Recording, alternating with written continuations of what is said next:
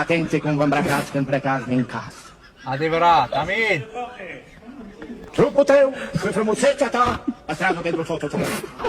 Toți îmbrăcat în stradă să întoarcă lumea capul după tine. Nu! Ai voie! Urmează aia semaritate, rușinii! Aleluia! Cu ochii! Amin! Îmbrăcați mai mult dezbrăcate decât îmbrăcați. Noi, Și bă! întâlniri din probleme din familie. Satana! Pentru soții, socoșorul mic, și Amin! frumusețea ta păstrează pentru soțul tău.